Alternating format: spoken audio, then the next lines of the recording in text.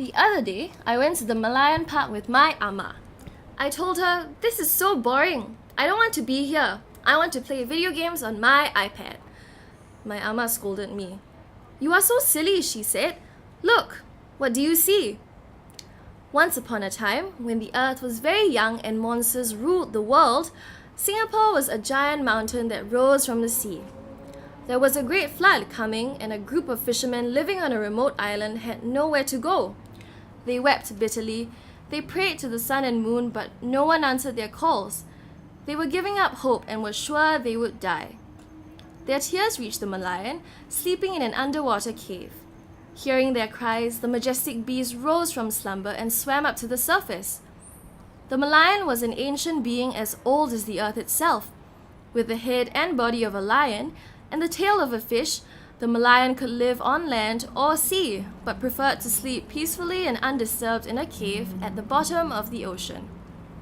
Emerging from thousands and thousands of years spent sleeping, the Merlion suddenly roared, "Why are you crying? You have woken me from my peaceful sleep." The people were terrified because they did not know what the beast wanted. Did it take pity on their pain? Did it come to eat them? In the end, a small girl spoke. "We are simple people looking to escape the flood so that we may continue to live as we do and love each other. Will you help us?" The oceanic lion thought for a moment and offered the people its paw. "Climb onto my back and hold onto my mane. I know of a place which will survive this flood where your family and people can reside. If you promise to be kind to the earth, to share with each other what you can, I will take you to the lion city." They agreed and climbed onto the lion's back. When the flood came, they were safe, snuggling into the lion's mane. When they finally reached their new home, all that was left of the mountain of Singapura was its tip, a humble-sized island where they could settle and live.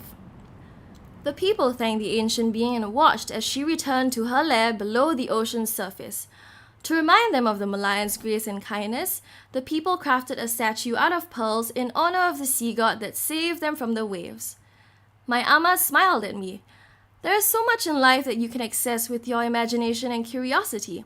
Companionship, wonder, you can find all these in life if you listen to the waves." I didn't understand what she meant, but holding her hand, standing at the bay, and watching the sunset, I was happy to be.